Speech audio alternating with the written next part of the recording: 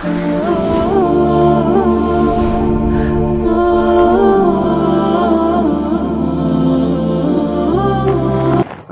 باللہ من الشیطان الرجیم، بسم اللہ الرحمن الرحیم۔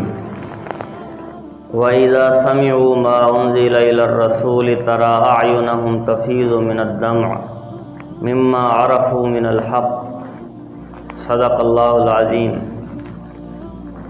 چھٹے پارے کی آخری آیت میں بتایا گیا تھا کہ جو حقیقی نصارہ ہیں، یعنی حقیقی عیسائی ہیں، وہ اپنے دلوں میں مسلمانوں کے لیے قدر نرمی رکھتے ہیں۔ اب 7واں سے پارہ شروع ہو رہا ہے، تو 7ویں پارے کے شروع میں بھی بعض نصارہ کا ذکر ہے جو قرآن سن کر اپنے آنسوؤں پر قابو نہیں رکھ سکے اور وہ رونے لگے اور بے اختیار ان کی آنکھوں سے آنسو چھلکنے لگے۔ یہ آیات حبشہ کے ان نصارہ کے بارے میں نازل ہوئی ہیں کہ جن کے ملک میں مسلمان ہجرت کر کے گئے۔ انہوں نے جب مسلمانوں کی زبان سے قرآن سنا تو روتے روتے ان کی ہچکیاں بند گئیں اور ان کی داڑیاں آنسوؤں کی رم جم سے تر ہو گئیں۔ تو اصل میں اللہ کے کلام میں تاثیر ہی ایسی ہے کہ اگر ایسے دل قرآن کو سنیں جو بغض اور کینہ سے خالی ہوں اور خوف اور خشیت سے معمور ہوں، تو قرآن سننے سے جسم کے رونگٹے کھڑے ہو جاتے ہیں اور آنکھوں سے آنسو چھلک ہی پڑتے ہیں۔ 7ویں پارے کے اندر جو ہے بہت سارے شرعی احکامات بیان کیے گئے ہیں، شرعی احکامات کا ذکر ہے۔ تو کسی چیز کو حلال یا حرام قرار دینے کا اختیار یہ صرف اللہ تعالیٰ کے پاس ہے۔ اس لیے مسلمانوں کو حکم دیا گیا کہ جن پاکیزہ چیزوں کو اللہ تعالیٰ نے حلال قرار دیا ہے تو تم نہ تو انہیں حرام سمجھو اور نہ ہی ان کے استعمال کرنے سے پرہیز کرو۔ جو حلال ہیں ان کو استعمال کیا جائے اور حلال چیزوں کو اپنی طرف سے حرام کرنا یہ جائز نہیں ہے۔ اور اصل میں اسلام جو ہے یہ اعتدال کا دین ہے، جس میں نہ افراط ہے، نہ تفریط اور نہ غلو ہے اور نہ ہی کمی۔ اس لیے اسلام اس بات کو پسند نہیں کرتا کہ پاکیزہ چیزوں سے بچنے کو تقویٰ کا کمال سمجھا جائے۔ جیسے زمانے جاہلیت کے اندر لوگ بہت ساری حلال چیزوں کو چھوڑ دیتے تھے اور وہ سمجھتے تھے کہ ہم تو بڑے پرہیزگار ہیں۔ اسی طرح قسم لغوہ، قسموں کی 3 قسمیں ہیں جن میں سے ایک قسم کو قسم لغوہ کہا جاتا ہے۔ لغو قسم یعنی یمین لغوہ عربی زبان کے اندر کہتے ہیں۔ تو یمین لغوہ پر کوئی دینی مواخذہ نہیں ہے، پکڑ نہیں ہے۔ اور یہ کسے کہا جاتا ہے؟ یمین لغوہ یہ ہے کہ کوئی شخص کسی کام کے ہونے یا نہ ہونے کے بارے میں اپنے خیال کے مطابق سچی قسم کھائے، اپنے دل سے تو وہ سچی قسم کھائے۔ زمانہ ماضی کے اندر کوئی کام ہو گیا تھا اور اس نے اپنے خیال سے سچی قسم کھائی کہ واقعی ایسا کام ہوا ہے، حالانکہ وہ کام اس کے گمان کے خلاف تھا۔ تو ایسی قسموں پر جو ہے وہ پکڑ نہیں ہے۔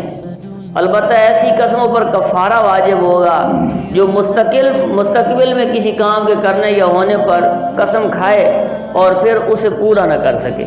میں فلاں جگہ نہیں جاؤں گا، میں فلاں کام نہیں کروں گا، اور قسم کھا لے مستقبل کے کسی کام پر، تو اگر اس نے دوبارہ وہ کام کر لیا تو پھر جو ہے اس کے ذمے قسم کا کفارہ واجب ہوگا۔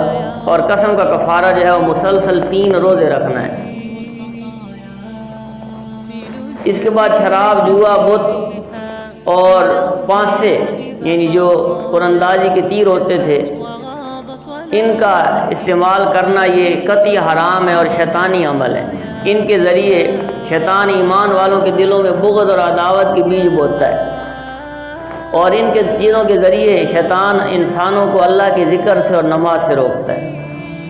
اسی طرح احرام کی حالت میں خشکی کا شکار جائز نہیں ہے۔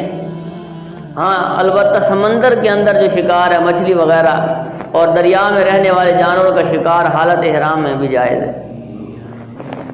تو احرام کی مناسبت سے اللہ تعالیٰ نے بیت الحرام یعنی خانہ کعبہ اور شہر حرام مکہ مکرمہ کا تذکرہ بھی کیا ان آیات مبارکہ کے اندر۔ اور اللہ تعالیٰ نے خانہ کعبہ کو یہ خصوصیت عطا کی ہے کہ اللہ تعالیٰ نے اسے اور اس کے ارد گرد کے علاقے کو حرم قرار دیا ہے۔ حرم کہتے ہیں احترام کی جگہ، اور اس کی حرمت اور امن کا اندازہ عمر رضی اللہ تعالیٰ عنہ کی اس قول سے ہوتا ہے۔ عمر رضی اللہ تعالیٰ عنہ کا ارشاد ہے کہ اگر میں اپنے والد خطاب کے قاتل کو بھی حرم میں دیکھ لوں تو اس وقت تک میں اس پر ہاتھ نہیں اٹھاؤں گا جب تک کہ وہ حرم کی حدود سے باہر نہ نکل جائے۔ تو یہ حرم کا احترام ہے۔ زمانہ جاہلیت میں مشرکین نے بہت سارے جانور اپنے گمان کے مطابق حرام قرار دے رکھے تھے اور ان کے لیے مخصوص نام بھی رکھے ہوئے تھے۔ مثال کے طور پر اس صورت کے اندر ان ناموں کا ذکر ہے: بحیرہ، صائبہ، وسیلہ اور حام۔ یہ آیت نمبر 103 کے اندر واضح طور پر ان کے بارے میں بتایا گیا کہ یہ مشرکین کا جھوٹ اور اپنی طرف سے گھڑی ہوئی باتیں ہیں، ورنہ اللہ تعالیٰ نے ان میں سے کسی بھی جانور کو حرام قرار نہیں دیا ہے۔ جب کسی انسان کو موت کی آہٹ محسوس ہونے لگے کہ موت قریب آ رہی ہے، وقت پورا ہو چکا ہے، میری زندگی کے تھوڑے دن باقی رہ گئے ہیں، انسان کو خود محسوس ہو جاتا ہے، تو اسے چاہیے کہ وہ قابل وصیت کاموں کے اندر وصیت کر جائے اور اس وصیت پر 2 قابل اعتماد آدمیوں کو گواہ بھی بنا لے، تاکہ کل کلاں اگر اختلاف ہو جائے تو ان کی گواہی کی روشنی کے اندر فیصلہ کیا جا سکے۔ تو وصیت کے احکامات جو ہے وہ سورۃ المائدہ کی ان آیات کے اندر ذکر ہیں۔ اس کے بعد اللہ تعالیٰ نے قیامت کی منظر کشی کی ہے۔ جب تمام رسولوں کو قیامت کے دن جمع کیا جائے گا تو اللہ تعالیٰ تمام رسولوں سے سوال کریں گے۔ تمام رسولوں سے سوال کیا جائے گا کہ جب تم نے میرا پیغام میرے بندوں تک پہنچایا تو تمہیں کیا جواب دیا گیا، امتوں کی طرف سے کیا جواب دیا گیا؟ تو انبیاء کے ساتھ سوال و جواب کے تناظر میں عیسیٰ علیہ السلام کا ذکر خصوصی طور پہ کیا گیا ہے، جس میں بتایا گیا ہے کہ اللہ تعالیٰ قیامت کے دن سیدنا مسیح علیہ السلام کو اپنے احسانات یاد دلائیں گے، اور ان احسانات میں مائدہ والا قصہ بھی مذکور ہے، جس قصہ کی بنیاد پر جو ہے وہ اس سورت کا نام سورۃ المائدہ رکھا گیا ہے۔ حواریوں نے عیسیٰ علیہ السلام سے درخواست کی تھی کہ آپ جو ہے اللہ سے درخواست کریں کہ وہ ہمارے لیے آسمان سے مائدہ نازل فرمائے، یعنی دسترخوان، ایسا دسترخوان جس میں کھانے پینے کی مختلف آسمانی نعمتیں سجی ہوئی ہوں۔ اپنے چند احسانات گنوانے کے بعد اللہ تعالیٰ عیسیٰ علیہ السلام سے سوال کرے گا کہ اے عیسیٰ، مریم کے بیٹے، کیا تم نے لوگوں سے کہا تھا کہ مجھے اور میری والدہ کو اللہ کے سوا معبود ٹھہراؤ؟ اللہ تعالیٰ عیسیٰ علیہ السلام سے پوچھیں گے۔ تو حضرت عیسیٰ علیہ السلام اللہ کی بارگاہ میں عرض کریں گے کہ تو پاک ہے، سبحانک، تو پاک ہے، میرے لیے یہ مناسب نہیں تھا کہ میں ایسی بات کہتا جس کے کہنے کا مجھے حق نہیں تھا۔ اور پھر عرض کریں گے کہ میں نے تو انہیں ایک اللہ کی عبادت کا حکم دیا تھا، اگر انہوں نے میرے حکم کی نافرمانی کی ہے تو آپ کو اختیار ہے، چاہیں تو ان لوگوں کو سزا دیں اور آپ چاہیں تو معاف کرنے والے ہیں، معاف کر دیں۔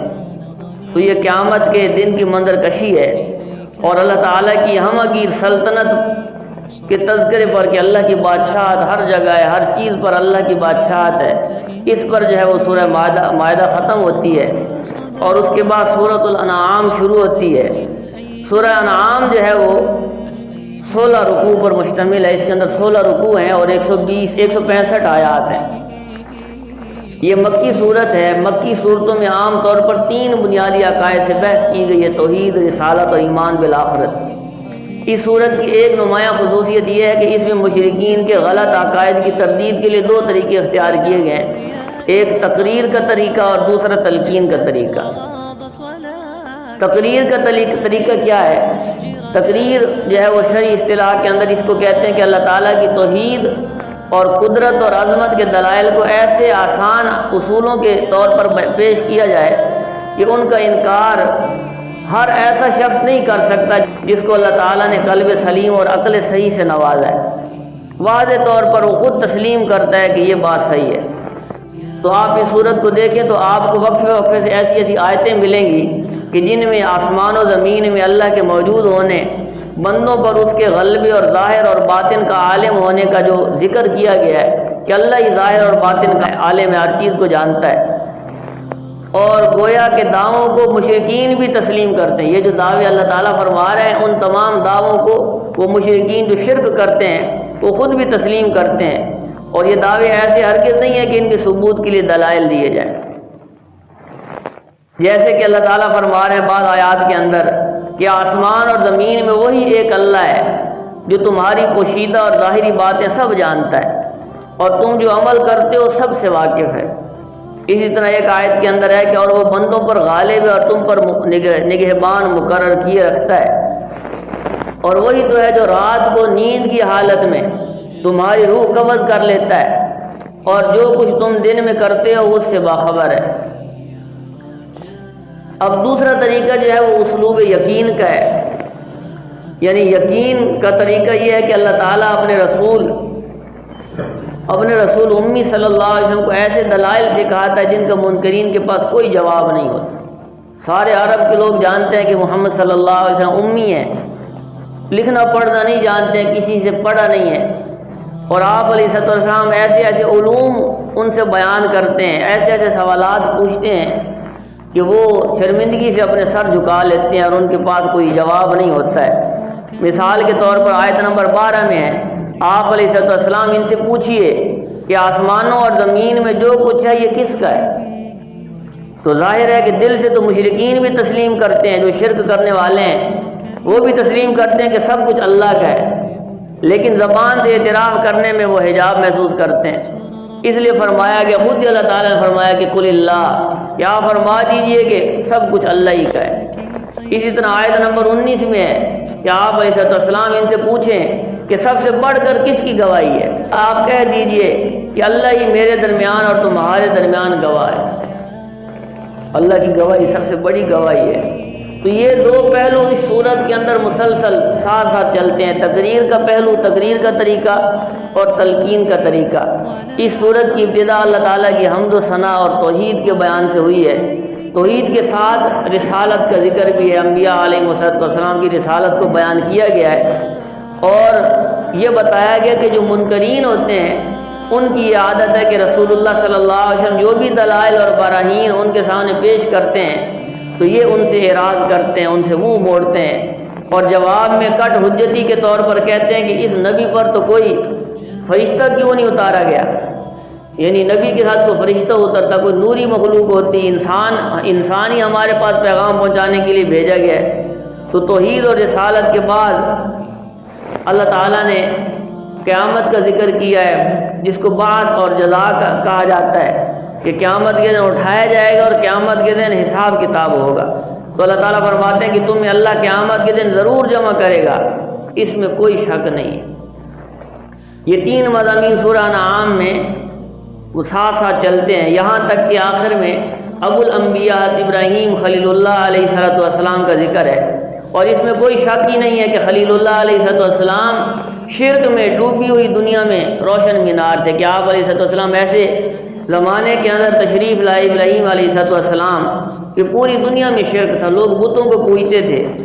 انہوں نے جب سورج، چاند، ستاروں اور ہاتھوں سے بنائے گئے بتوں کو معبود تسلیم کرنے سے انکار کر دیا اور رب واحد کی کبریائی پر ایمان کا اعلان کیا، تو انہیں سب سے پہلے اپنے والد کی مخالفت کا سامنا کرنا پڑا۔ اپنا باپ آذر جو ہے وہ ابراہیم علیہ السلام کے خلاف ہو گیا، مگر انہوں نے اس مخالفت کی کوئی پرواہ نہیں کی اور دعوت توحید کا سلسلہ جاری رکھا۔